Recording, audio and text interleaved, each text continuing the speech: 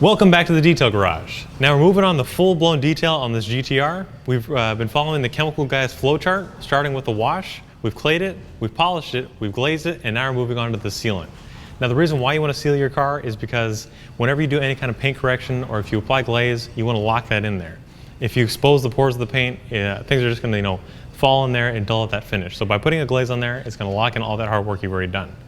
JetSeal, it's going to give it 12 months of protection against UV rays, harsh elements, water spots, and anything that can damage the clear coat. Over here, I've got my 10 Effects set up with a red ultrafine soft finishing pad. This is going to spread the JetSeal super thin, giving a nice even bond.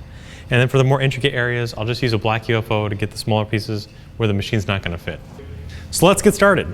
First, you want to take your JetSeal and shake it up. This mixes all the chemicals together.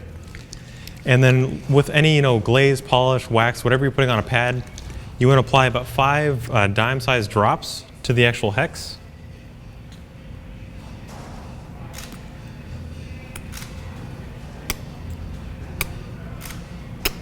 And now we're going to blotch this out on the surface.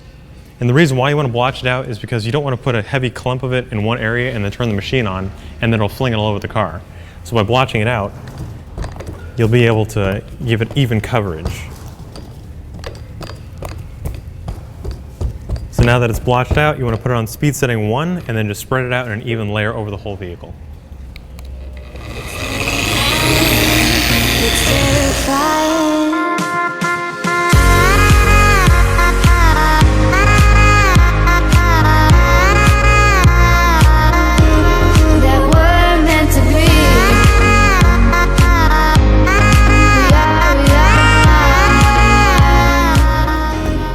So if you're wondering why I'm only using one hand, it's because unlike polishing or paint correction, as you're applying a wax, a glaze, a sealant, you only need to let the weight of the machine carry across the vehicle.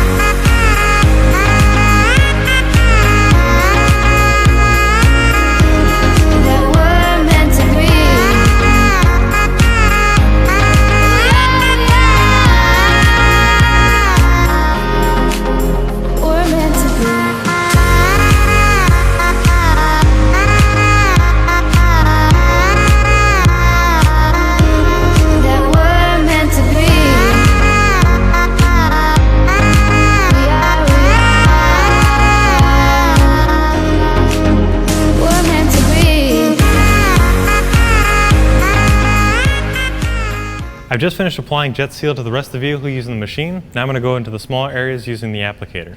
Same process, you want to apply just a little bit to your applicator. And since I'm only working on the mirrors and the small pillars, I don't need a whole lot of product.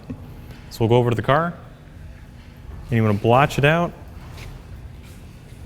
and then go back and forth in even strokes, giving it a nice uniform coat.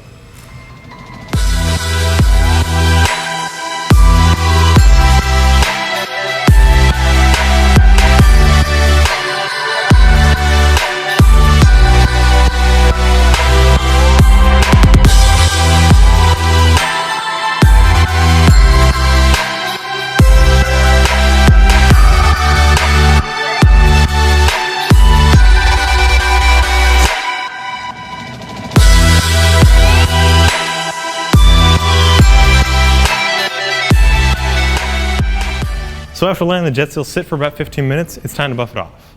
And I'm using these black happy ending edgeless towels. These are great because they're super plush, so they'll pick up all the product without leaving any streaks or anything behind.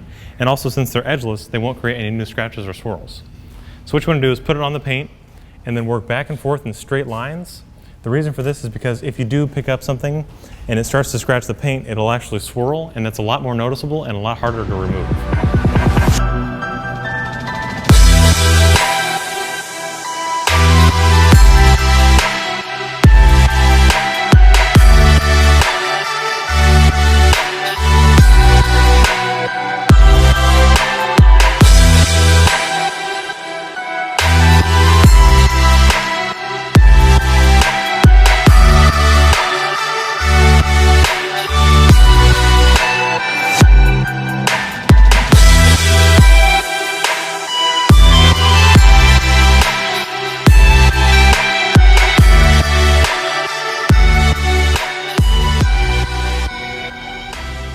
Alrighty guys, so I just finished buffing off the JetSeal, which means it's ready for the next step in the detailing process.